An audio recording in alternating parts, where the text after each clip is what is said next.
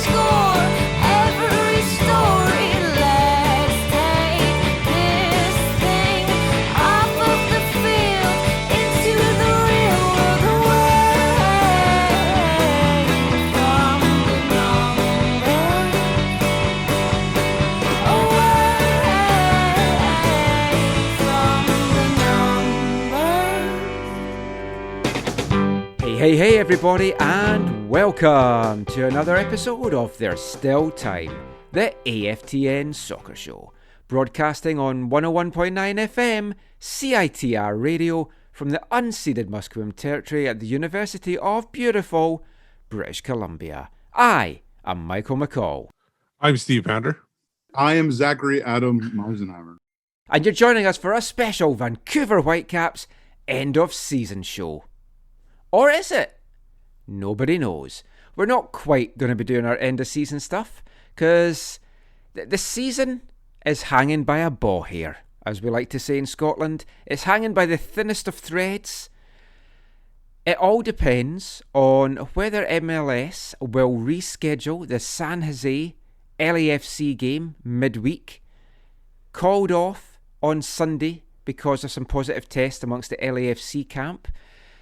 From what I understand, they're going to be doing more testing to kind of see if it's widespread, if there's false negatives, how much it is there, and if the game can be played midweek. If it can be played midweek, the Whitecaps still have a chance. We'll delve into all that during the show. We're also going to look at the game against Portland at Providence Park on Sunday night, and we're going to chat some CPL as well. We're going to kick things off though with that latest match. We're not going to talk too much about it because in the grand scheme of everything that has happened this week, that's the least exciting and the least interesting part of what we've got to talk about on tonight's show. So let's get that out of the way first. A 1-0 defeat against Portland in Portland, where this time we were the away team. It gets very complicated. 2 shots on target officially for the whole 90 minutes in a game that the Whitecaps had to at least take something from, at least 1 point, ideally 3. 2 shots on target. One of those was the weakest of weak headers from Lucas Cavallini that I don't even think you could class as a shot. The other was him sticking a foot out and directing the ball goal bound. Overall, I think a lot of good effort tonight, guys, but the quality and the lack of quality and the big difference between the top teams in the West and the Whitecaps was laid bare for everyone to see tonight, Steve. Yeah, the inability to create enough chances. They're not good enough to finish these chances. You have to create more dangerous chances in the box, around the box, outside the box. So they needed to get more people in danger, more people that could create, and it was just not enough. Yeah, you could see the effort was there, but sometimes the effort isn't what you're looking for. You're looking for more finish and more creativity. I mean, the effort was there, Zach. I don't think you can fault the guys. They did put in a hard shift. They put in a good defensive shift.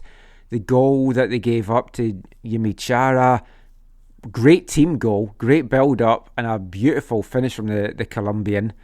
It's like a swivel kicking into the corner. All well taken. I don't know that you could say that Portland were way better, but they certainly had the quality there, and they took the chance that they got. As for the Whitecaps, they did have more shots, 12 shots compared to 11, but as MDS said after the match, you can read a lot into stats like that, but what it boils down to is the quality. There was just, what MDS felt, no person on that pitch that could be the difference maker and come up with something special that the team needed. It was not an exciting, super exciting game. I don't think anyone would say that it was. I don't question tonight. I don't question the effort of the players, like you said, Michael.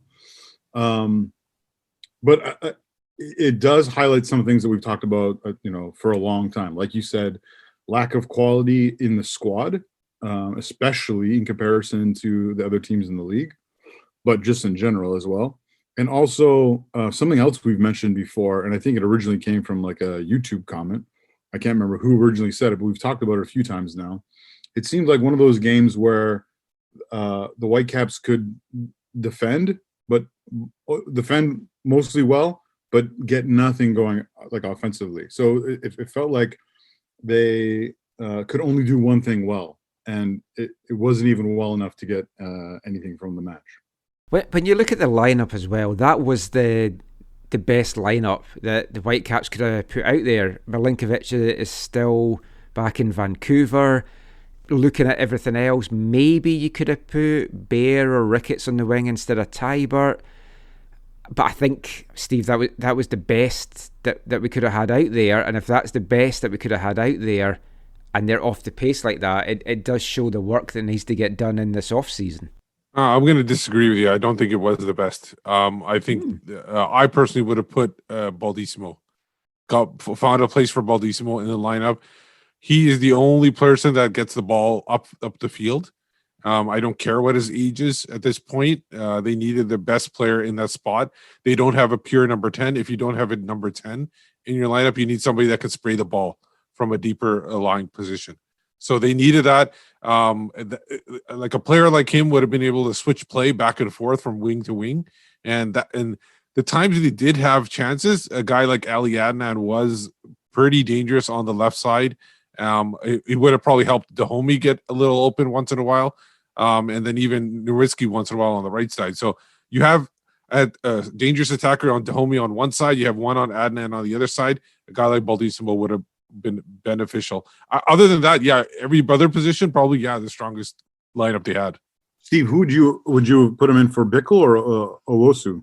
I would have put in if you feel like Nerwinski, if you feel like Bickle would have been a better spot, like is better at right back than Nerwinski, I would have moved him to right back and then take Nerwinski off. If you feel like Nerwinski is the better right back because of experience or whatever else you can see in it, then I would have taken Bickle off. Yeah, I can agree with that. I think we've said also many times over the last few weeks that we want to see Baldissimo play as much as possible. Not that he is infallible, not that he hasn't made some plays that weren't the best or whatever, but he needs like the match experience to grow, to continue to grow and to continue to develop. And on top of that, he offers things that it feels like those other central midfielders really don't, especially distribution. And the thing is you have if you keep Bickle or Nerwinski on the right side, or you keep Tybert on the left side at left wing, you have that defensive mentality in other spots where that can maybe make up. You got to change up your tactics where you allow Baldissimo to roam free and not worry too much about the defensive and have somebody else cover for him when it comes to the defensive play. That's what you need to do, because they needed to take a risk to get the result. And clearly playing it safe has not worked for them when they play against the top team. So they need to take risks. I mean, I feel that starting the way that they did was fine because you don't want to take a risk early. And I think they were going again for the keeping it level until half time and then see what they can do for the second half. But what I would say is, as soon as they went one goal down, that is when Baldissimo needed to come on. He didn't come on to the 79th minute. That, to me, was head-scratching because you needed to immediately change things up, and he was the guy that could have done that. So I would have brought him on as soon as that ball hit the back of the net. I agree with you, Michael. I didn't get to participate in the last podcast, but Stephen Egan, I think, said something that was really interesting about the match against Seattle, and that is that Vancouver and MDS and the coaching staff in particular really surprised Schmetzer and Seattle in how they came out. For the first time in a while, they didn't come at them with I think the first time this year, they didn't come at them with a 4-4-2, and they changed things up, and it caught them off guard. I think the mistake that Vancouver made, that arguably the coaching staff made was not was they just kind of let it roll. They kind of said, okay, we hit, we were hit in the first half. We hit it well. We did something that surprised Seattle. They didn't allow them to get into their flow of things. But they had to have known that Schmetzer was going to change something at the half. He wasn't just going to keep saying, okay, let's just keep going and let's keep trying and banging our head against the wall and hopefully something will happen. They had to have known Schmetzer was going to try something different, and they just went out and sort of played the same way, and Seattle made changes that changed the game, including having game changers in their squad. But yeah, I agree with you, Michael. I felt it would have made more sense. It felt like it would have made more sense to, as soon as you go down to Portland, make some significant changes. And those changes didn't come soon enough, and the changes that were made ultimately weren't enough. I just feel like I know Michael, you mentioned playing it safe. I don't feel like playing it safe has helped them in the past. Yeah, you can play safe for moments, but you gotta sometimes take a risk. And I have a feeling Portland probably just, when they saw the lineup, they realized that they were playing it safe and they weren't going to go after it right off the bat. So I feel like you got to take some risks, make some changes, and get somebody out there that can elevate your attacking options. And a guy like Baltissimo would do that. Owusu and Bikel are very good in closing down in the midfield, but they're not really good at taking the ball forward. No, just the one thing about it. Jimmy Traoré, he is one of their DPs, right? Or is he still? He was brought in as a DP, wasn't he? He was brought in as a young DP, I think. Check that, yeah. Young DP at the time. I think he might be a TAM player, but I could be mistaken on that. Anyways, it just felt like another example of they lost to another team's quality, right? Like just like Seattle, Rui Diaz, Ladero. It was just another example of, there's an umpteen number of examples out there of them losing to teams whose quality players, just outdo them and are the difference. And the thing is, the goal that they gave up, I know you're saying it's a good team goal, but where was the winger on the right-hand side covering? Like, Nerwinski was basically left to dry there. Thank God he didn't have to cover for Renko on that play, because otherwise it would have been a complete wash. Yeah, they needed support, whether it was the right winger or one of those safe holding midfielders like Bikel and Owusu that should have covered on that side. They switched over so easily. It was 3 or 4 passes went from the left side the right side to their right side to their left, and it was way too easy. And you can't let a guy get that much freedom on the line. And it was a quality finish from a quality player. That's the bottom line. That I agree with you, but yeah, it shouldn't even have come to that. And he is, I've just checked, he is a DP. So there we go. So we won't talk too much more about the game per se, because frankly there isn't really too much to talk about, apart from maybe the Whitecaps had a bit of a late push but never really looked like they were going to score. I'm going to play you a little bit though of the post-game audio from Marc Dos Santos, and then just have a little quick chat about a couple of the things he said just to round off this part. So here's MDS. A very equal game between two teams that every time we play against each other, it's details that make a difference. In the first game, there was that set play. Now we have this ball that I felt we didn't press well. They came out easily, and then they got wide, and in that action, they scored. For me to give overall thoughts, it was a close game, an equal game, a game that we pushed after we conceded the goal. We continued believing and pushing and trying to get in behind. We got some crosses in, some good chances. One with Freddie in the first half, that Chara is there on the line. The other one with Cava, and then there was some balls that were played in the box, could have been dangerous. One with Eric Godoy. It's close games. Unfortunately, some of those details made a difference, and their goal was one of those details. Now, we were disappointed because we needed to get out at least with a point. Now, we still have a chance, but we depend a lot on the results of Colorado and San Jose right now. a match where you had to get something from it, at least a point. There was only 2 shots officially recorded on target.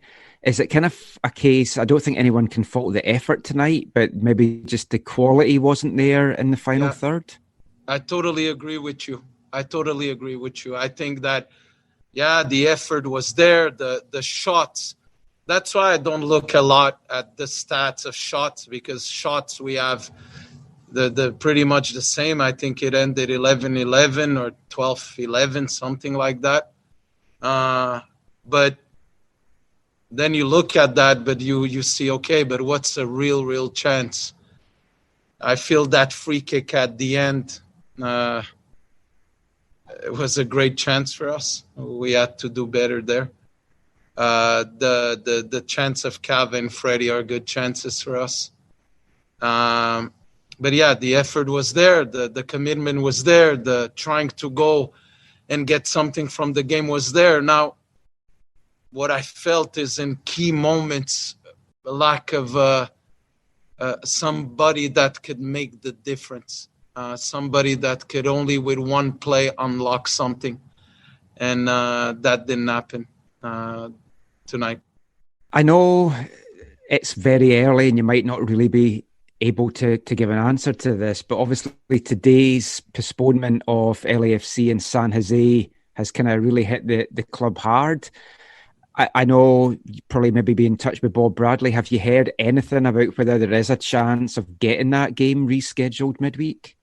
Look, it wasn't through Bob. Of course, I speak with Bob, but when I speak with him, it's not about the game. I speak with him to know how he's doing and how the guys are doing and how the team is doing. Because when you have cases, there's level of concerns that are health related. What I'm hearing is that there's a possibility that game is played. Of course, right now we want that game to be played to have a chance of I would say cheer for LA and for LA to get the result that we want and keep us alive.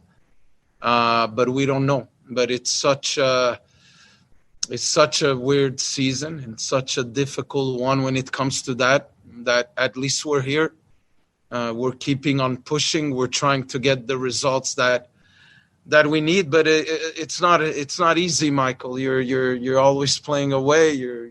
The 2 games against Portland were in their stadium, but we kept it close. We tried, we pushed, but we lacked somebody that could have made the difference tonight. When you went into halftime and you saw the score coming out of Colorado, did that affect anything in terms of how you approached the second half and what you wanted to game plan towards? No, JJ, we didn't look at the score. The game was 0-0. We wanted to win the game. I don't think that Portland either created incredible or very good chances. I think it was very equal. We always felt that we would have a chance to score. Unfortunately, tonight, the last pass, the last action, just that difference to score wasn't there. And in one of their good actions, they scored. And that's the difference tonight. But we don't want to create levels of anxiety to open up and then put yourself in trouble. The only thing that we were concerned is controlling our destiny. That's what we tried to do tonight. But again, it's look, the team has become better in the last 8 games and grown in the last 8 games, and we're in every game close. And but we still have the same problems, and we still have the same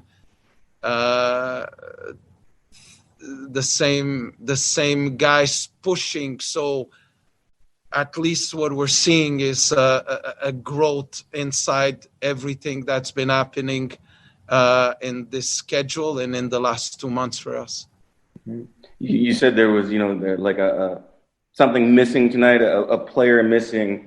But considering what you guys did this season to get to this point, you got to feel good about the positive steps that the club has taken. JJ, I feel good about how much we've we've grown during a difficult season, and we're slowly finding an identity, and we're slowly finding a way of being and a way of playing. And I want this to grow, but I'm not delusional either, thinking that we don't have to make other steps also to grow. And what's been incredible, and what I praise the players and what I'm very proud of these guys, is that, man, they're not giving up.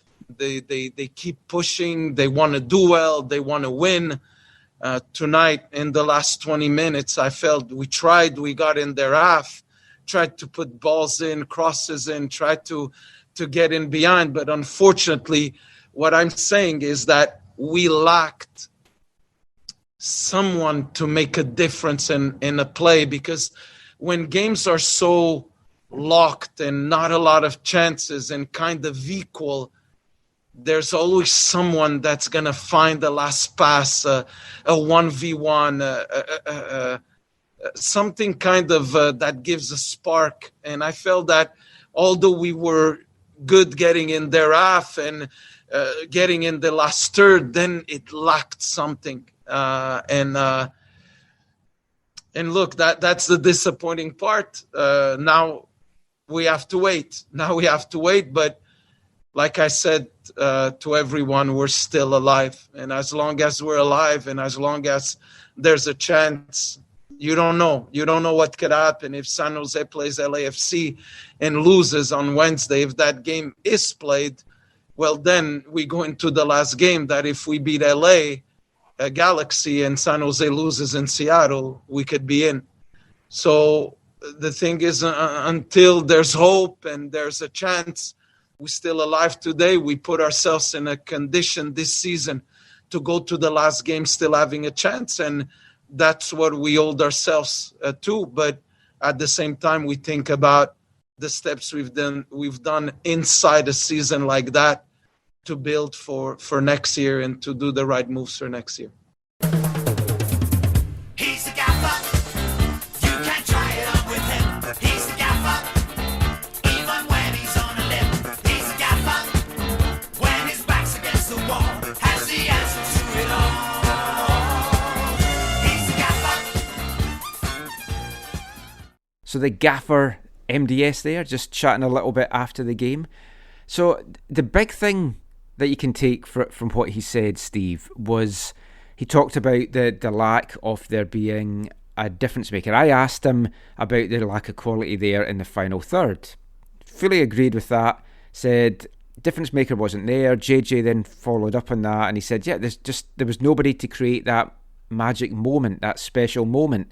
But you look at that front two pairing, Cavallini and Montero, you have to think one of them, with their experience and what they've done in the game in general, should have been a difference maker for a game like this. And the fact that neither of them were, or even really close to it, is quite a big concern to me. Yeah, Montero tried a couple of times. He tried to loop balls in and everything like that, but he just wasn't on his game today.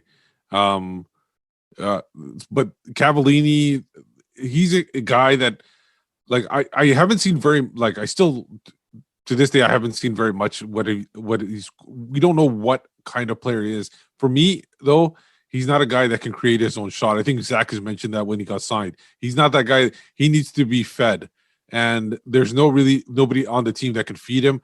Like I said, Adnan has done it. Montero can probably once in a while, but they needed more players to feed the tank, essentially. And like that's why a player like Baldissimo would have been beneficial, because he can get that ball up to him. He can hold up play and let other players join him. And that's what you need to do. You need to get people that can move the ball forward, not sideways. Now, Zach, your favourite, Freddie Montero. I like Freddie. I think he's a great MLS player. We saw what he's capable of doing when he came into those last games against the Canadian teams up at BC Place. And I was like, great, Freddie's back. We all talked and raved about his link-up play, his friendship with Cavallini, everything like that. But he's been really disappointing to me since they went on this road spell. If you look at his stats for the last 7 games. He's got 2 assists over those last 7 games, and that came in one game, the 2-1 win that the Whitecaps had against LAFC. In 6 of those 7 games, including the last 4, when you really need him to rise up, no goals and no assists. So he's been disappointing to me, and we thought we were going to get the Freddie that we knew. For whatever reason, we simply haven't, Zach. I don't know how much you want me to say, Michael, but obviously, from a supporter perspective, for me, he's just not a fit for the Vancouver Whitecaps and has never been. But he has come in and he has, in different bursts, gotten results, right? Which is why they, I guess, chose to bring him back a second time. This year, obviously, he has provided some of the, been a part of or provided some of the biggest moments of what has been an awkward campaign for not just the Whitecaps, but the entire league. However, I still don't think he's a player that they can keep paying what they pay him and bring him back. If I remember correctly, you guys haven't asked him lately, but I remember last time you asked him last year, he had this year was the last year of his guarantee part of his deal. I don't think you can bring him back. I don't think it's a good use of money, and that's me putting aside my bias, of the former Flounder legend. That was with air quotes for those who are not. No one's watching this. I agree. And like a few weeks ago when he was doing it at BC Place, I was like, definitely bring him back. I think he's worth it. But with what he's done on the road here, I agree with you. I don't think you can. I actually want to ask you then, there was reports that's come out of Turkey today, Glass City tweeted this out on Sunday morning, that the Whitecaps have had another look at Kyle Larin and apparently have put in a $2 million bid. Is he the difference maker that the Whitecaps would need? How do you see Larin kind of working with Cavallini? Yeah, if memory serves me correct, I believe Carl Robinson was trying to bring in Kyle Larin back in the day. Kyle Larin, to me, I think also has proven that he can perform in MLS. His time in Turkey has not been perfect by any stretch of the imagination, which is why there's an opportunity for him to leave Europe and come back to MLS. I don't see him being ability, quality, characteristic fit to play alongside Lucas Cavallini. I think they're a little bit too similar to kind of having 2 battering rams up top. I also, even putting aside what Lucas Cavallini has done or not done in 2020 in Vancouver, I would rate him as I personally just would rate him as a better footballer in general, like just forgetting about the Whitecap situation and what they need and all that kind of stuff. I would rate him as a better footballer. Kyle Larin, the thing he has is just more experience and a better record in MLS than Lucas Cavallini. But that would be a real risk. But maybe $2 million is not that. Maybe $2 million is a reasonable risk. The biggest thing is if they bring him in, how do you work with both of them? Because it's really hard unless you're playing a 4-4-2 or a 3-5-2 or whatever. And even if you do, they're two not exactly the same, but they're too similar-ish for me to have them in the same team. Yeah, I think the same, Steve. I think they're not.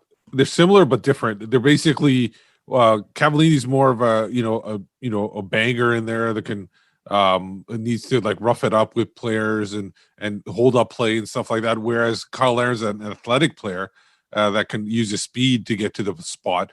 The problem is both of them cannot create their own shots, and that's where the similarities come in. They need, like we said before, need to be fed the ball.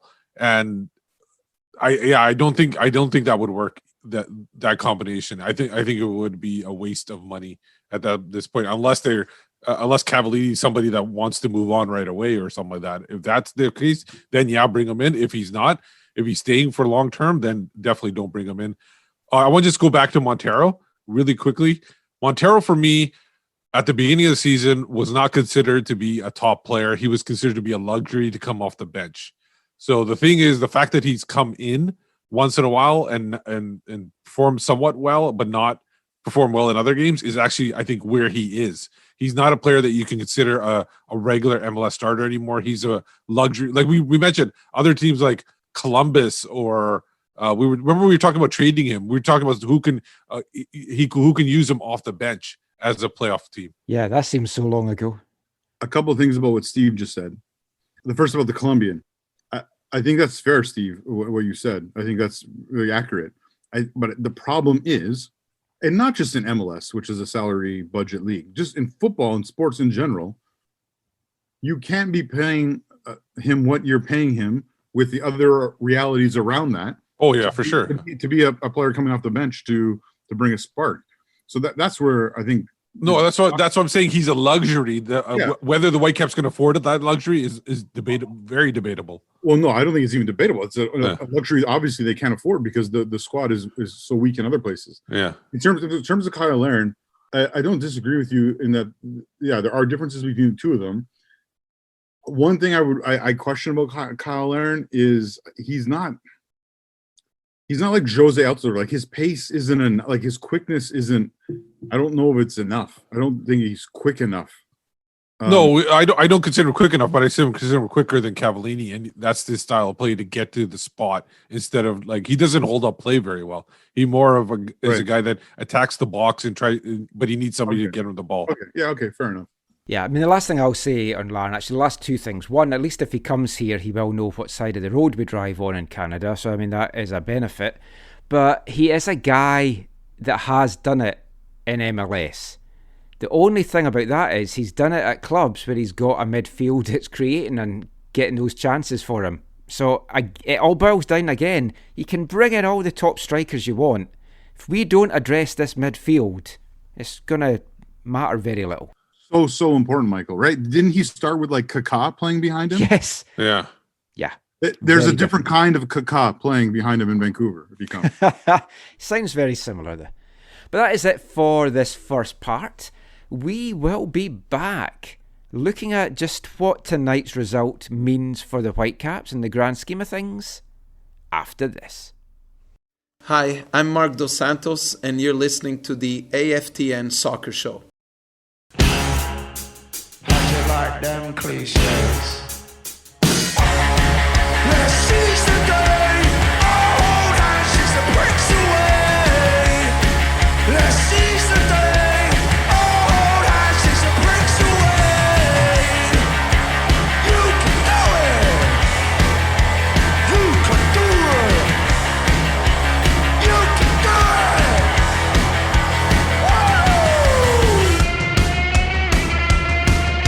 It's all about the confidence.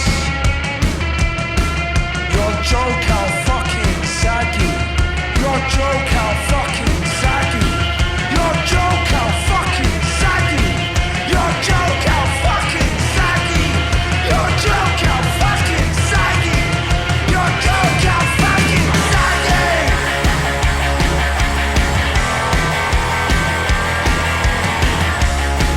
Let's seize the day. Hold hands, chase the bricks away. Let's seize the day. Hold hands, chase the bricks away. You can do it. You can do it. Welcome back to the AFTN Soccer Show on CITR Radio, 101.9 FM. And kicking off this part, it's the first song from November's Artist of the Month here at AFTN, English band Idols, with a song from their recent #1 album, Ultra Mono, and that was Mr. Motivator. And I picked that song to kick off things because of the motivational lyrics. You can do it. We can seize the day. And I thought that's going to be apt for tonight's show because the Whitecaps are going to be in the playoff mix. They can seize the day. They can maybe get it done. I was just encouraging them. Let's do it. Hasn't quite worked out that way. Very fitting for Halloween week that it's been a week of horror for the Whitecaps in terms of playoff permutations. Let's just take us back. Tuesday, it all started to unravel. They lost to Seattle, kind of expected, but it was like, okay, there's a loss there. It affected our points per game. On the Wednesday, San Jose got a 2-0 win over RSL. Good in the one hand because it really hit RSL's hopes quite badly for the playoffs. They are now out of contention altogether after losing to the LA Galaxy tonight. Did put San Jose ahead of the Whitecaps on points per game, but you looked at San Jose's last two fixtures, LAFC and Seattle, and you thought, you know what, there's a good chance they won't take anything from that. Thus, meaning the Whitecaps maybe just needed one win from their last two games to overtake San Jose because of tiebreakers and stuff. Then you had Colorado Rapids. They got beat on Wednesday to Minnesota, to a late goal, an own goal. That was looking positive. But then, I was going to say the bombshell announcement. Everyone was basically expecting it. We've talked about it for a couple of weeks. We talked about it on the last show. MLS confirmed that the final playoff positionings this year would be settled on points per game. It would be an unbalanced season, not just in terms of what teams other clubs played, but in the amount of games that clubs have played. And that had a huge impact on the Whitecaps. Factor in the Whitecaps losing tonight. Colorado beating Seattle very comfortably 3-1. I watched that game tonight as well. And the Whitecaps are in a hole. Before we get into that any further, I want to play a little bit of audio. And we're going to hear from Whitecaps head coach Marc Dos Santos talking about points per game and that decision. And that was from Friday. But I also want to play a little bit from Jake Nerwinski after the game on Sunday as well, just talking about that decision and points per game. So here's MDS and Jake Nerwinski.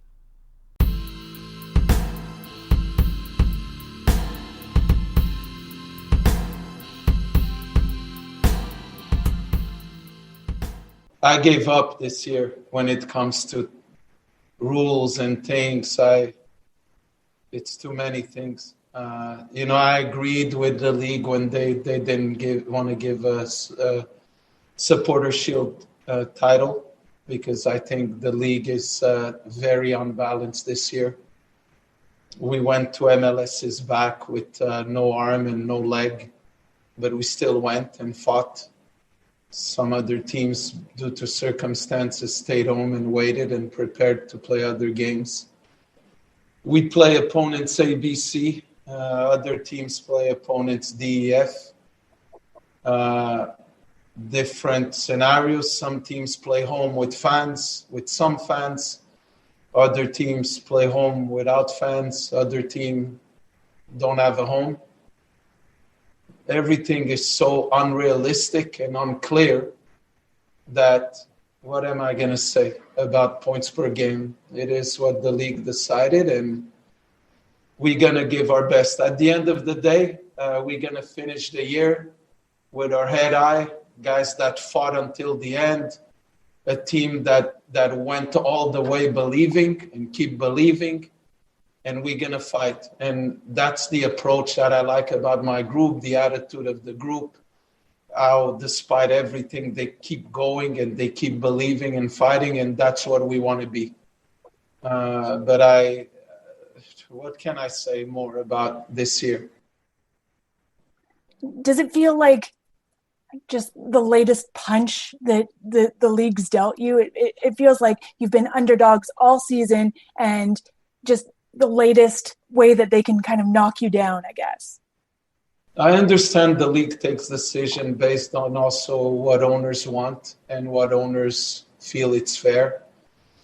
But nothing's fair this year. We just have to deal with it. We still went to Orlando with a complete depleted team, but we went and we showed up with our head high and fought without ego, and we still got out of our group. We're going through a lot of things, I'm telling you, and every little extra thing is not a surprise for us. We're just ready to do what we have to do, but we're just focusing on what we have to focus on. What I could promise our fans and promise you guys and promise everybody that follows our team is Sunday.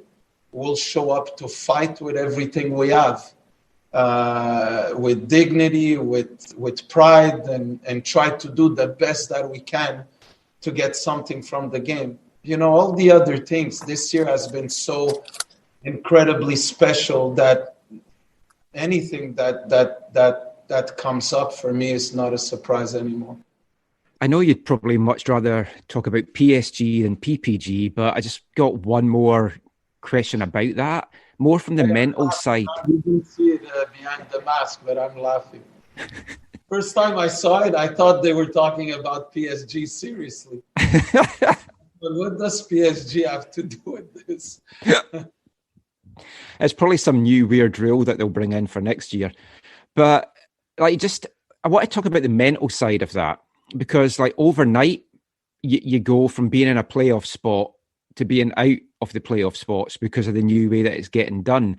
I know you can't speak for every single player, but did you notice, did that have any kind of mental impact on the team, or has it just made everyone more resolute that, look, we're going to go and do this? Very honestly, Michael, when it came out, we had a meeting at night, and we just spoke about what we went through during the season. I showed them the schedule. I showed them MLS is back. I showed them the amount of times we played at BC Place. Out of 23 games, only 4 would be played at BC Place, all the rest of the way. And the mentality of the guys, it's still one of belief. It's still one of, at the end of the day, the teams that have games still have to win their games, and we have to try to push and try to be in. Look, if we don't make it in the last 8, at least we're going to be standing as a team that fought all the way, despite everything, and that's what we want to do. So we want to go about what we can control, and what we can control, it's the next 2 games. But for sure that it's a little bit of a blow when you see it like that. But the mentality of the guys that night, the mentality of the guys in training, didn't reflect the concentration, how easy it is to coach them, how they listen, how they go about asking questions. It's been great. It doesn't show signs of a team that is it feels bad about the news. The only frustration I have, Michael, is that I don't think it's a fair schedule. I really don't think it's a fair schedule overall. You know, it's not fair that the team goes to MLS is back the way we went. It's not fair that some teams don't play. It's not fair that you play in a stadium with fans, the other one plays somewhere else. And there's so many things that at the end of the day, you say, who was the best team this year? Who was the best team? It's not even clear. Even I told that to Axel and my staff. If the league has to give an MVP award for a player, best young player of the year, all blah, blah, blah, this year, they should give it to doctors, you know. Give it to a doctor in New York, MVP, best young player, the youngest nurse that's working hard, give it to him. Because the league is so unrealistic, I would call it, and some of the things that you have a choice to make. You have a choice to make as a group, as a player, and as a coach. You're going to cry about it, or you're going to go out there and fight in every game when there's the game. And that's the mentality that I want, and that's how we are approaching things. We think a lot of the things are unstable or not realistic, but at the end of the day, we have a game Sunday where we're focused on the game. We're very excited about the game. We want to go out there and win it. So that's our approach, and that's what we want to do. I was going to move on from that, but just something you said there. It's like teams get punished under this system for being able to play every single game. It's almost done. Yeah. It's a weird situation now because you're kind of in limbo. It's not often, I mean, sometimes you have to wait for other teams' results, but this time you're having to wait to see if a game is actually going to go ahead. Just talk a little bit about what that's like for you mentally, because it's like you've got one foot out of the playoffs, but then all of a sudden this game could get played on Wednesday and then you're back right in with a chance. It's just a weird mental state to be in, I guess. Yeah, I'll be honest with you. This entire season has been a roller coaster. You know, as of 2 weeks ago, we were in the playoffs, and then the league changes, you know, the format, the rules to qualify. And, you know, unfortunately that goes against us. And, you know, now with this LAFC San Jose game, that's going against us. You know, we've been in a hotel away from our family. You know, some guys have been away from their kids for 50 days now, almost, 2 months. And, I think it shows what this team has and could have had if we were in a bit of a different situation. You know, we fought hard. We fought hard to stay in this season and to give ourselves a chance to even make the playoffs. And that I know a lot of people probably didn't think that we had this chance. I know you've been involved with like union stuff and things with the Caps before. Has there been any discussions between the union and the league as to why it's gone down to points per game and unfair disadvantages and stuff like that? Or is it just, it is what it is? Yeah, to be honest, I didn't speak much with the union about this decision. I don't have an answer for you there. The only thing I can think of is that they were trying to make it fair. But if I'm going to give my opinion, we had to go away from our homes. We played all of our games. We haven't had any positive COVID cases yet. We did our job, and that's the best that we can say that we did. We did our job on and off the field.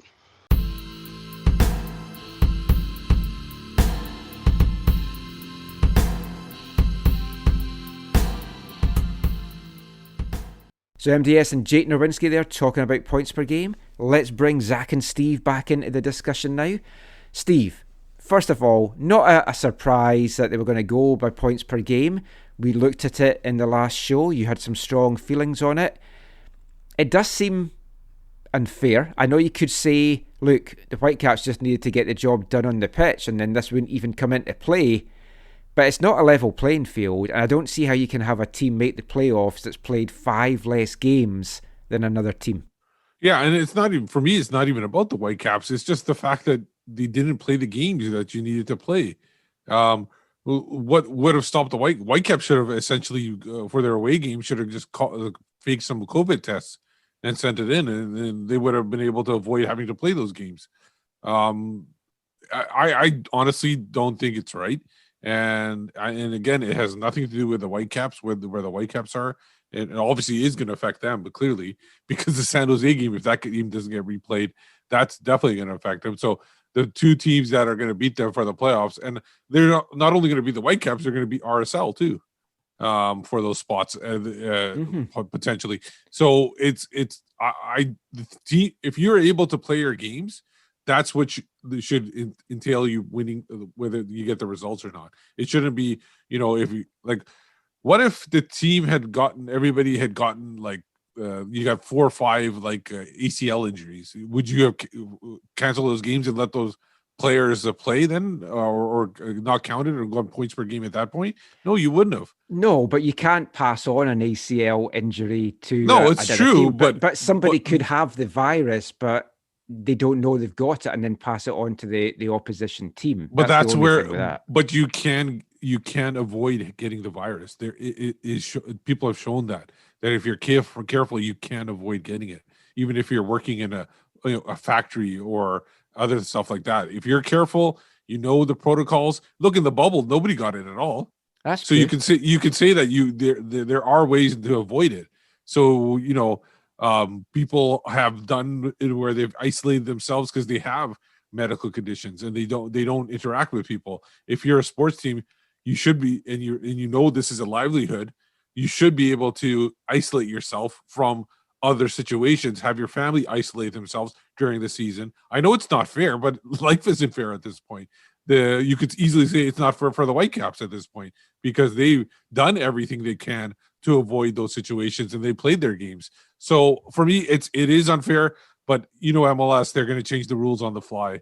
I'm surprised that they didn't change it back to goals for or goal differential this season because the Whitecaps were so low. I still wouldn't be surprised if there's a few twists and turns along the way in the next week either. But I mean, Zach, is it fair? Do you hold sway with the argument that, look, they had a chance to do it on the pitch? If they'd taken more games in the games that they have played, then this wouldn't even come into it. But at the same time, it does feel that you're kind of punished for not having a positive test and being able to play your full season. MLS hasn't been a balanced schedule league since 2011. 2011 is the last time I remember where every team played every other team home and away, like you're supposed to, like a proper league does. Like traditionally most of the leagues around the world do. So it's been imbalanced since then. So it hasn't been perfect, or it hasn't been ideal in my opinion since then. We've talked about it many times over the years. This is obviously a unique year. Listening to what you guys talked about last week. Well, first off, Steve, I don't disagree with you. I think this is a really unfortunate thing that has happened, and it does really ruin things. I know last week you guys were talking about the supporter shield and all that kind of stuff, and it being handed out or not or whatever. But I think Stephen Egan last week too was talking about this points per game. That this is a bit of farcical in one sense. I know there have been other leagues that have done it in football because of COVID. I can't remember which one. Was it the French league, or I think there was one league that did do it? Well, I know in England they decided relegation by points per game, and it meant Wimbledon stayed up by something like 0.01. So you're all for it? I was all for it in that case. And then Tranmere went down despite having a game in hand. And it's like that, to me, as a Wimbledon fan, obviously I was happy, but I thought that's not right. It's like that's a shocking decision. Now we're in a similar kind of decision. We've played our games. The one thing I would say is, if we lose to LA and Colorado somehow get a win in one of their last two games, which could happen because Houston's one of the teams that they're playing, they would finish with more points than the Whitecaps anyway. So then it's moot. Yeah, they deserve that spot. But if they don't take any more points and we beat the Galaxy, we've got more points than them. 5 more points, I think it would be. And there's not to say that they would have won those games to make those points up. So that is when it becomes unfair. The thing is, for me, is that NFL has a lot more players in their teams. They have like sometimes 56 up to like more than that even, but they're separated. Now they have not canceled a single game so far this season. They have basically postponed games, rearranged schedules, and they're a team. They're a league that only plays once a week. You can't physically. Well, you can play like on a 5 days rest, but you can't play multiple games in a week like football, like European football or soccer can.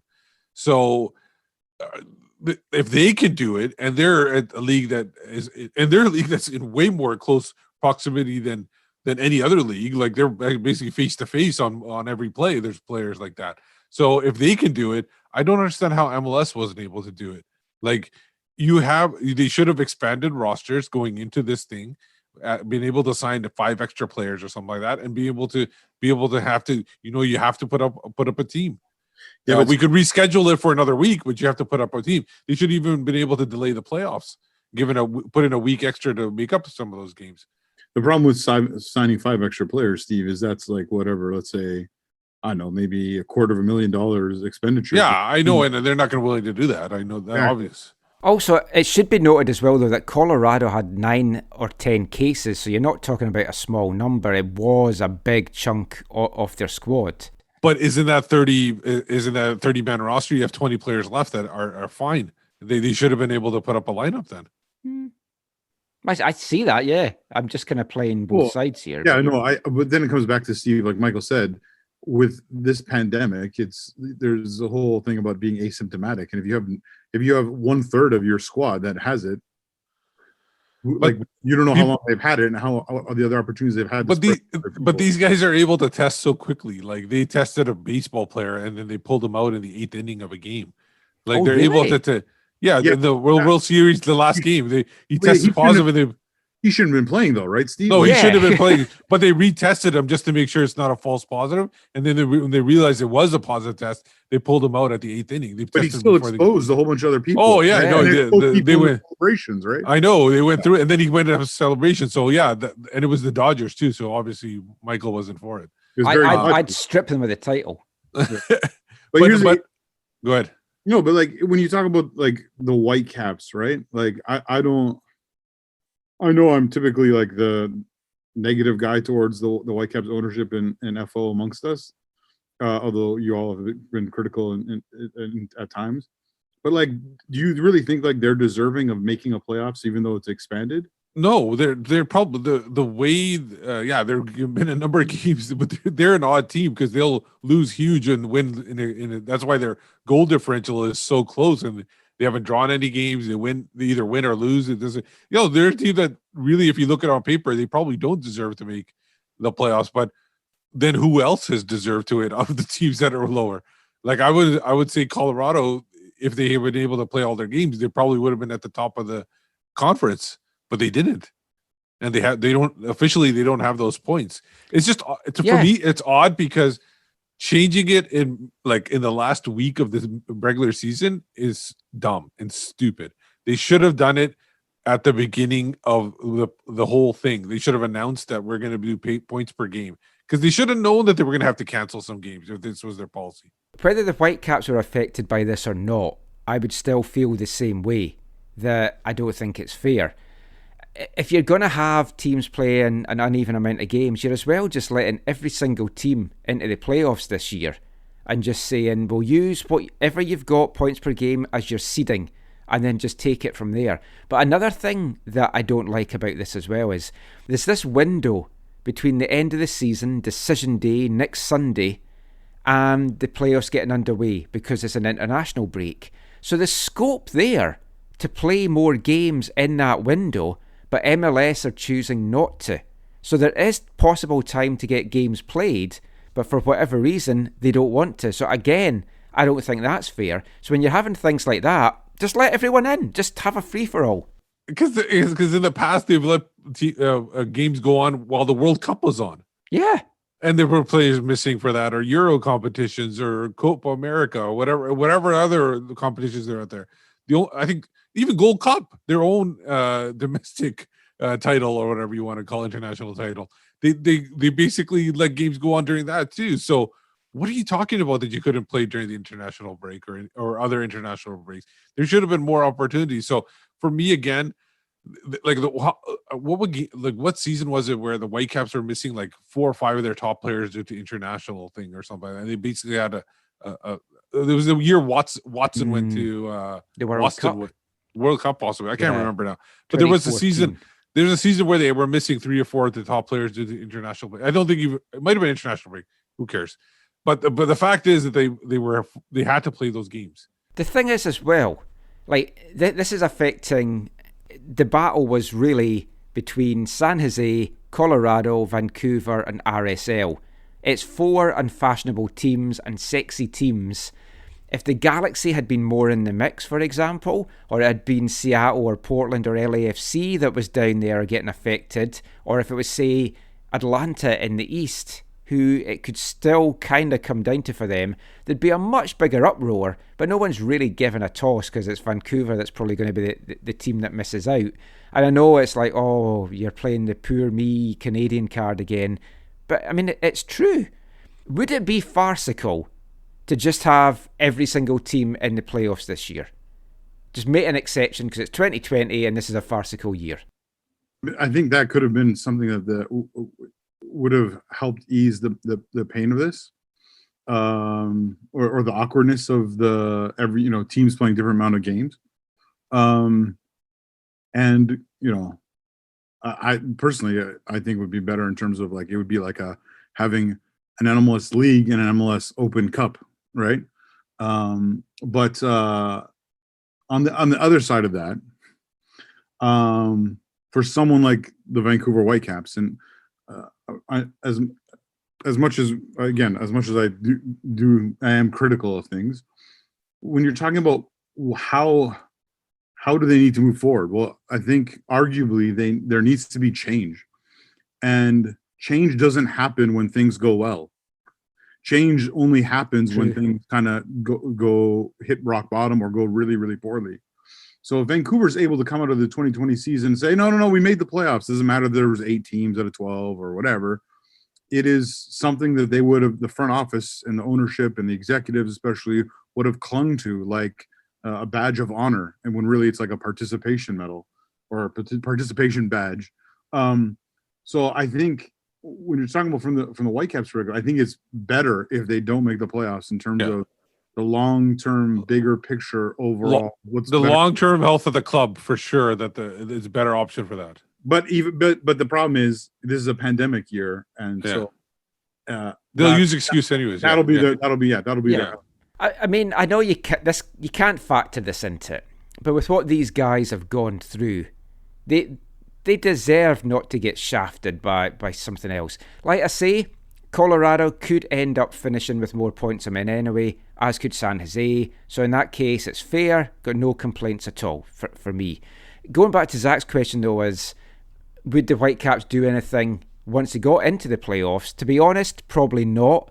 But as Steve said, they could be full of surprises. Har had worked out some interesting stats. It's Whitecaps' road stats since MLS is back. They've been outscored 21-3 in 9 matches and shut out in 7 of those 9 matches. 3 goals in 9 matches away from home. I know one of them was in Portland, so technically home, but you know what I mean. And no goals in open play for 456 minutes. That's just like shocking.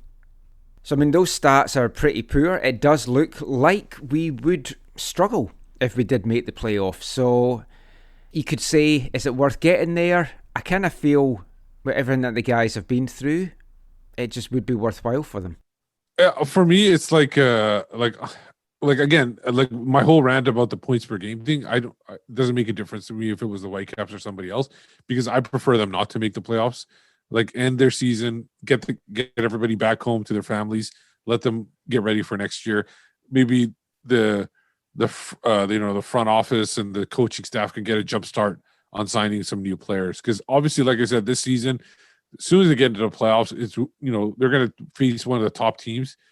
They're gonna probably put a roll out the same thing about playing it safe, and then eventually get rolled over in the second half, because that's usually the storyline of the year. That's been like you mentioned that, what was it, 18-3? I think you said the shots. It was 21. The goals, being outscored 21-3. Yeah, and that's them playing it safe, and they got a minus 18 goal differential. Yeah. So really, they're the game there. It's not like they were playing in a neutral site. They're going to be playing it in an away stadium. They have no chance of winning any games. I know anything can happen in the playoffs, but no, not this time. No, I mean, yeah, of course, a player is going to want to go as far as they can, and like you've told us before, Michael, like as you interview the players, they don't want this all to feel like it's for nothing. So for the players' sake, yeah, it would be nice for them to be able to make the playoffs, so it feels better than how it feels not to make the playoffs. But for the organization, I don't think it's the best to help them move forward. Cup football, I do think anything can happen, but I don't know. We'll see. But so just to clarify, right now it's a waiting game. If LAFC and San Jose can get played midweek, probably Wednesday, San Jose need to lose that. San Jose need to lose on Sunday to Seattle, and Seattle pushing for first place in the West, and the Whitecaps need to beat the Galaxy. If those 3 things happen, the Whitecaps get into the playoffs, not on points per game because they're tied with San Jose in that case, but they get through in the tiebreaker of the most wins. It would be a very 2020 thing for all that to happen. But I asked Jake this after the game. From a player's point of view, mentally, he said it's been a roller coaster of a season, and this just adds to it. But right now, you've got one foot out of the playoffs, maybe a few toes as well, but you've got this hope that you still might be in. So you're just in this limbo. You don't know if you're going to be soon at home and reunited with your family or what. You're waiting for stuff to happen. It's all out of your hands. It's just another thing to add to how tough it's been for them this year, Steve. Yeah, and I would say like do something crazy in order to resolve this. Have maybe a play-in game where you combine the teams San Jose and Vancouver. You put the best players, put them together on one team. Play Colorado. If you can eliminate Colorado, they're out of the playoffs, and the Vancouver and San Jose both make it in. Let's do something nuts. Yeah, just 2020's been nuts. Just do something nuts. Well, I mean, I have heard that Colorado are going to be rebranding to be called the Corona-Rado Rapid Testings, but that could just be a rumour. So the last thing we'll just talk about to do with the playoffs and MLS and everything like that. So we've seen what's happened. 2 games called off this weekend because of COVID. The USL League One Championship was called off because of COVID, and that was given to one of the teams. But the actual USL Championship game this weekend between Tampa Bay and Phoenix was called off as well because of COVID. And that was because Tampa Bay came down, a lot of their players had tested positive for COVID. So in League One, it had been given to the other team, but they didn't do it in the Championship because that would have meant giving it to Phoenix. And with everything that happened around the homophobic abuse and stuff, it would not have gone down well. But the question to put to you to round this part off, what do you think the chances are that we can get through the MLS playoffs without there being more testing and at least one team having to forfeit a playoff game? I think it's inevitable based on what they've done so far. And the fact that cases are keep going up and up, especially in the U.S., not that they're that great here, but in the U.S. it's just gone exponential. And I don't see how they're going to get, especially the way they're conducting everything. There are going to be more positive tests, and if they're not willing to play the game and instead just postpone it, that's going to create such havoc everywhere in the playoffs. So I don't know how they're going to do it. Well, the games are thick and fast, Zach. It's like they've not got a chance to postpone it. It would have to be a forfeit. Yeah. No, it would. Yeah. If only one team has an issue, you're right. I think it's going to be a forfeit. I don't think you're going to see it like whoever had the most points per game go through. Yeah, the sort of herd immunity mentality that it seems to be the focus of some people in the States. You can't see another MLS team not falling by the wayside due to the virus. Like we've already saw, 2 at MLS's back. We're sort of seeing with Colorado. It feels like Steve said, it feels inevitable that we'll see more casualties of this. Yeah, we're probably going to find out that in 2 weeks' time, the Whitecaps will get a phone call going, hey, one of the teams has dropped out because they've got a test. Can you guys possibly come back and be in the playoffs? That would be peak 2020.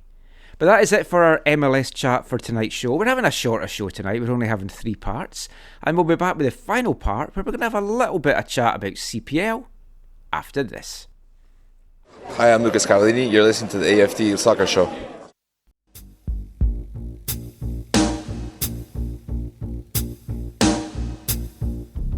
Hey, Halloween, hello again. It's 7:51 p.m. I hate to be, I hate to ask, but please may I have your autograph? See, it's the simplest of things that are the treasures within, when the worlds around us are trembling with fear. So just how spooky are your spoofs? Hey, Halloween, you're not quite the wimp you were last year.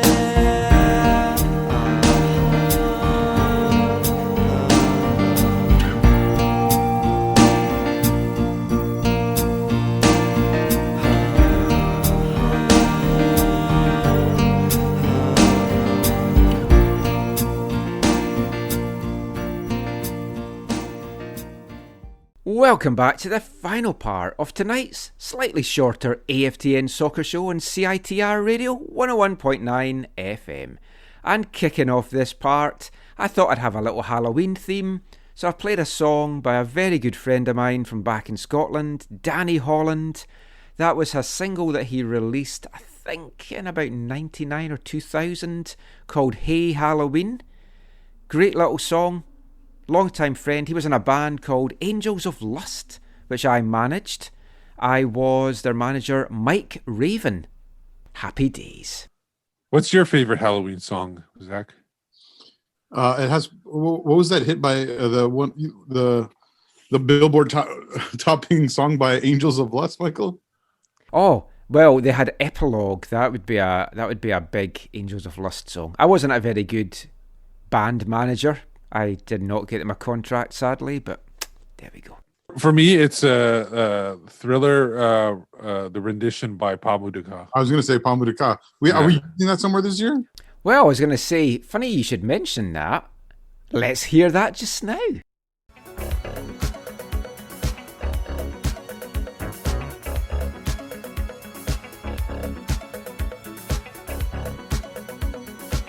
Darkness fall across the land. The midnight hour is close at hand.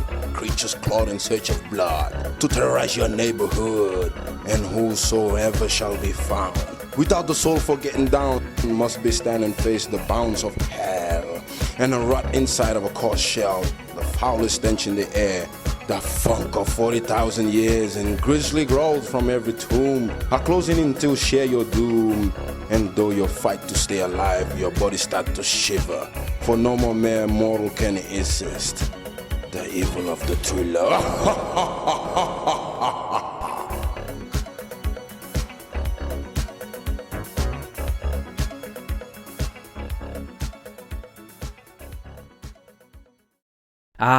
Modou, what a thriller, as was his team for a lot of the island games, especially with Marco Bustos in fine form.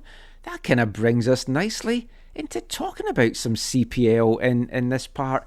We're not going to go too much into stuff, but I just wanted to kind of touch on some rumours that came out. Manuel Veth and Transfer Market had revealed this, and I've been wanting to speak to Zach on the show about this for a couple of weeks, but we've not been able to. Apparently, there's 3 Bundesliga teams been putting out feelers or are interested in putting a Canadian Premier League team or working with a Canadian Premier League team in the lower mainland. The teams that were mentioned were Zach's Bayern Munich, Borussia Dortmund and Werder Bremen.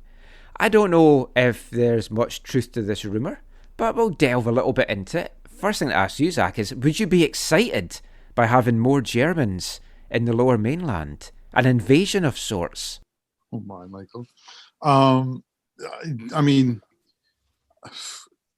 this is a little bit of a potentially awkward situation because, yeah, I desperately long for there to be a local club in the lower mainland that people can support and be proud of, and it to be run like a football club should be. Particularly this side of the river that I live on, that you like to make fun of, Michael, that Steve also lives on. You mean the part of the lower mainland that is driving all the coronavirus cases just now? I'm an exile. I'm an expatriate of the Vancouver area. I don't know, Michael. I just live on a mountain. I try and stay up there as much as possible. Actually, you're in the interior, so I mean that's yeah. No, so I'm kind of torn because I want to see a Canadian Premier League club come to the Fraser Valley and be a meaningful football club. Obviously, my first love in club football is Bayern Munich since 1993 or so, and so in one sense, it would be nice if that was the reported rumors or suggestions or whatever were true and they were involved. It would be exciting in one respect. However, as much as I'm kind of okay with Ottawa having a club this year in the Canadian Premier League and being connected to Atletico Madrid, I'm okay with that in part because it's not my club.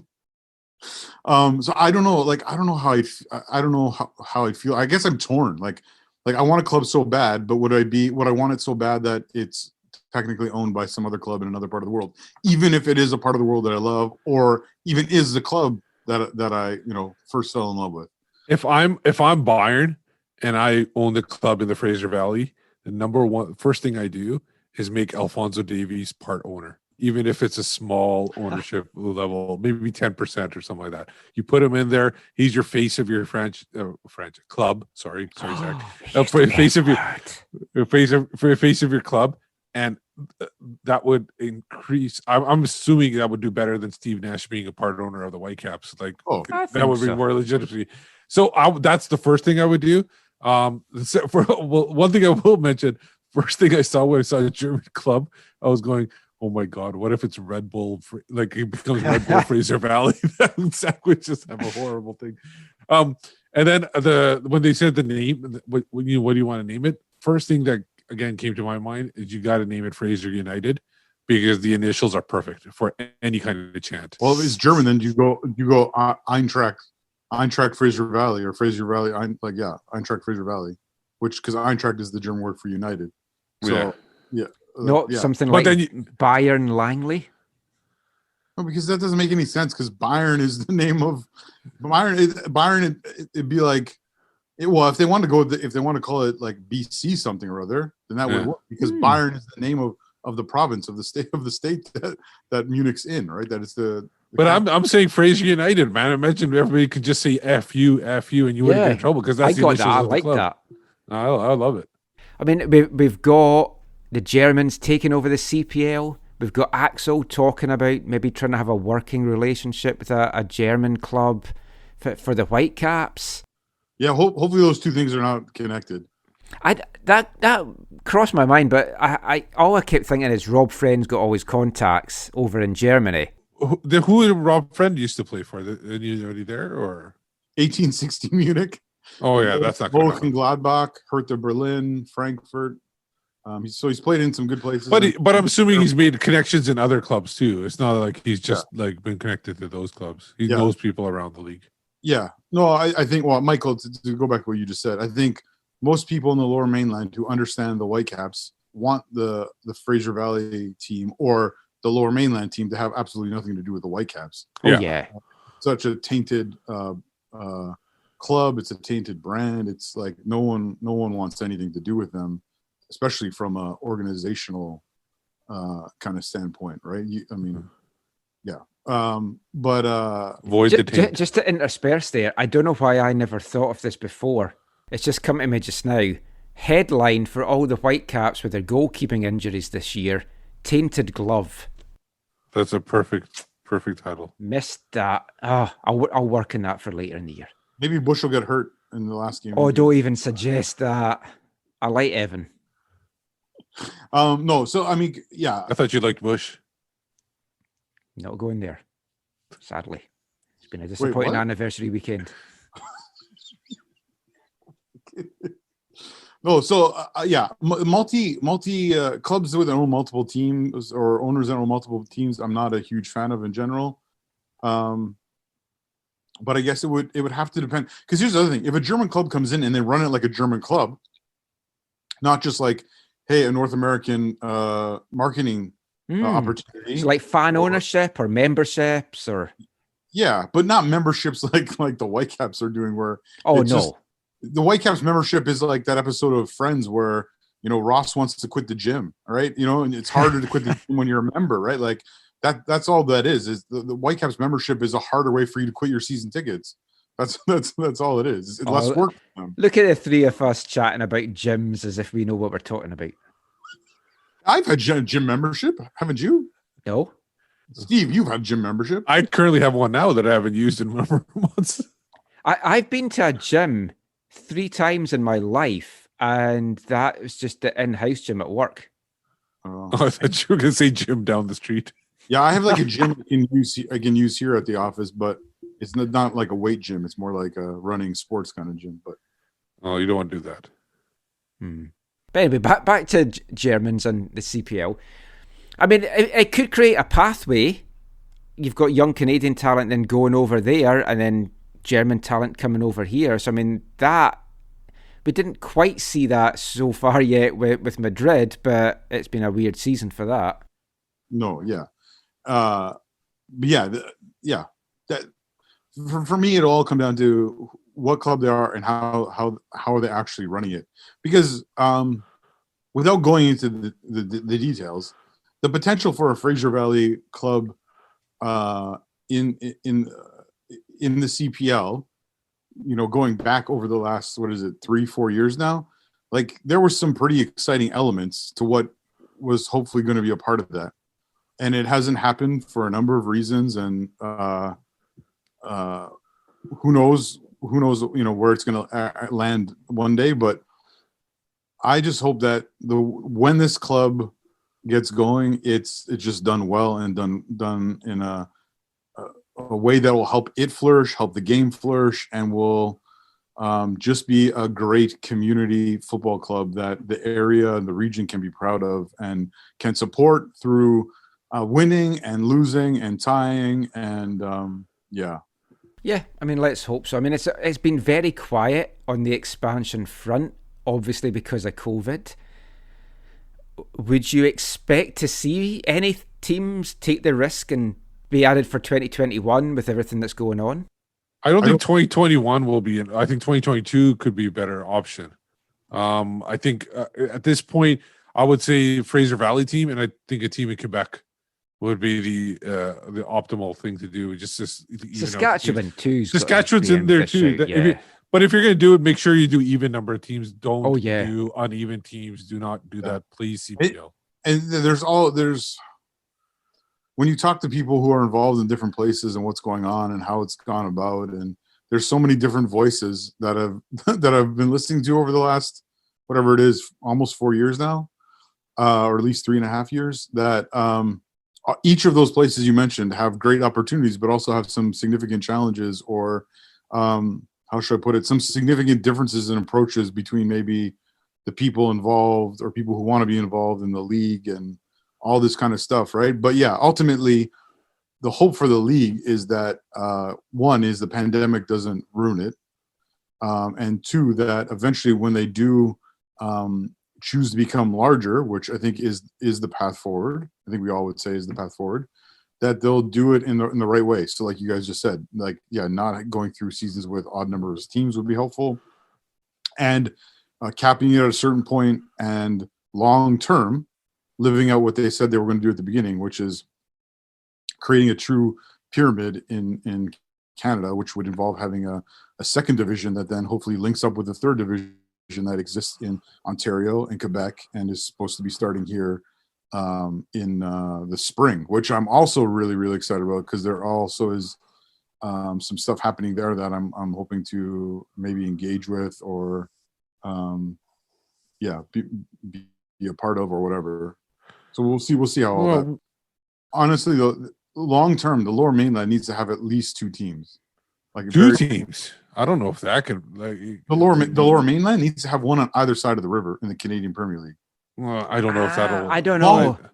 I would say one in the island, one in the Lower Mainland, and one in the Okanagan. I think you could do Okanagan. I don't think you could do if you include the Whitecaps. I know you're saying that a lot of people don't want to support the Whitecaps. I think the Whitecaps will be seen as a bigger option, like for the casual fan. Well, I don't want the Whitecaps in the Canadian Premier League, and no, I don't either. But I don't see how you could have three teams in the Lower Mainland, including the Whitecaps.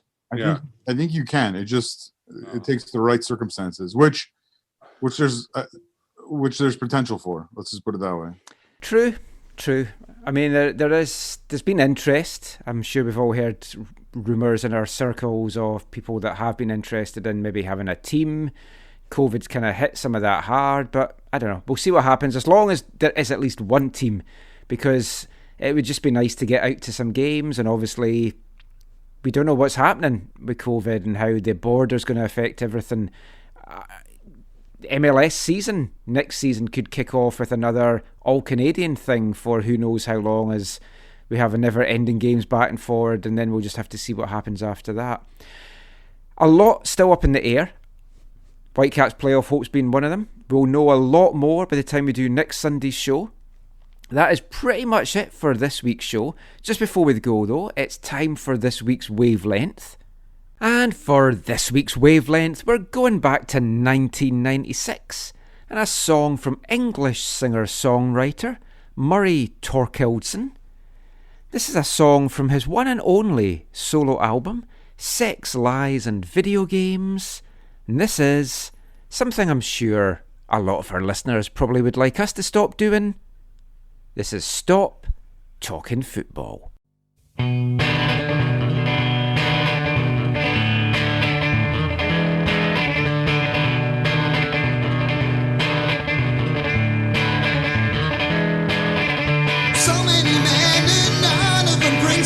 What happens to romance? What's up with the dishes? Men have their uses, but are full of excuses. You live with your lover, don't know why you bother. They're more concerned with what's under her blouses. Give me something, all shapes and sizes, all mouth and trousers. Give me something, something, yeah. Give me something.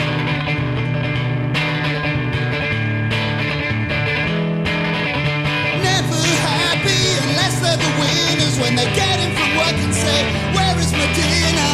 Always posing in front of the mirror. Do something useful, stop talking football. You're more concerned with West Ham United. Give me something, all shapes and sizes, all mouth and trousers. Give me something,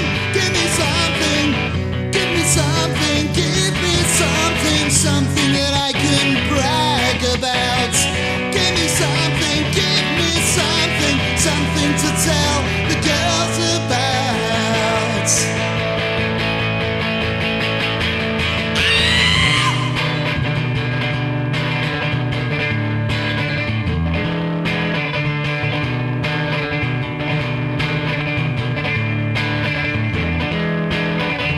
Looking for princes, despite all the practices, like trying to find the man from Atlantis.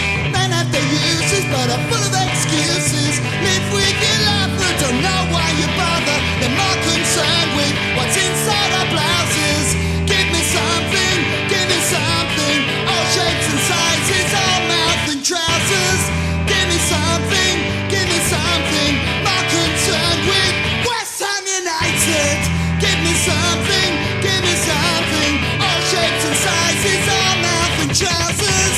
Give me something, something, yeah. Give me something.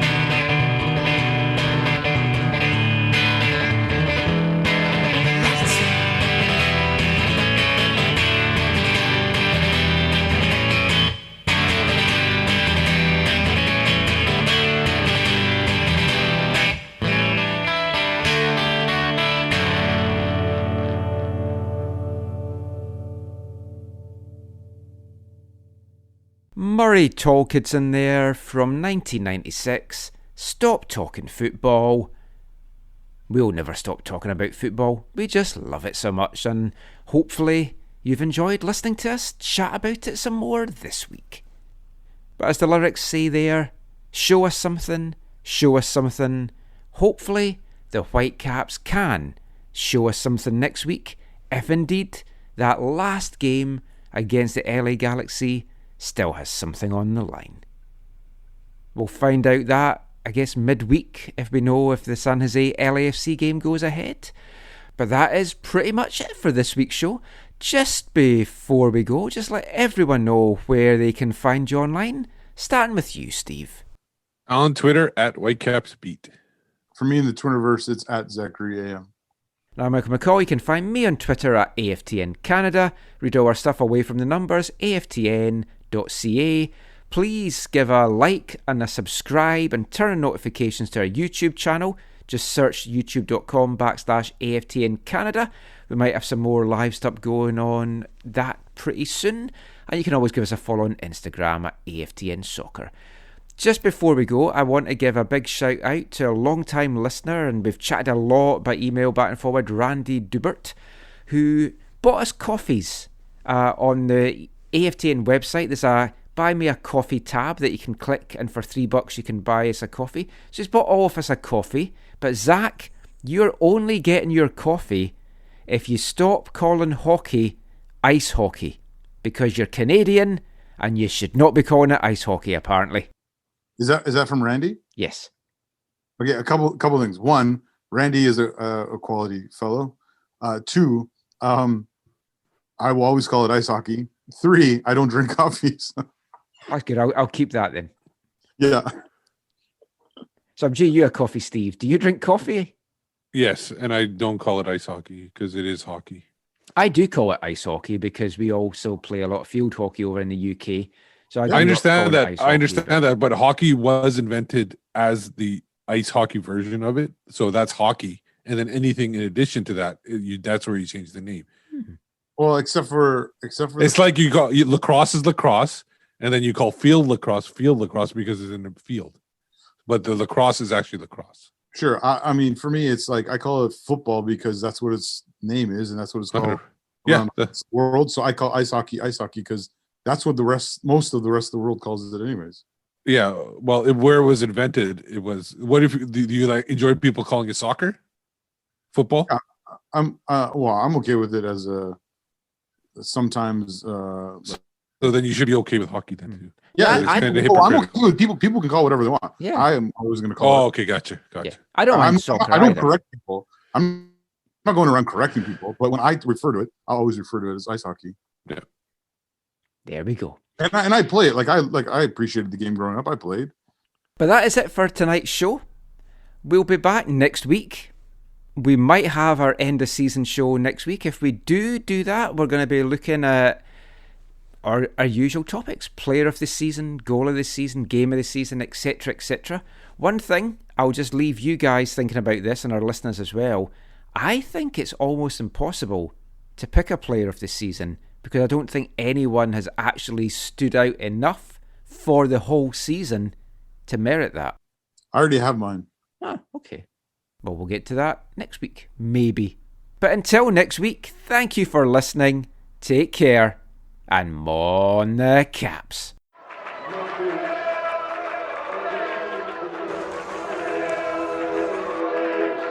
Going to your first match is an experience you never forget. The atmosphere of what's going on around the pitch looks beautiful, and you always look and go, wow, I'd love to play here one day. If you get the bug, it's going to stay with you for life.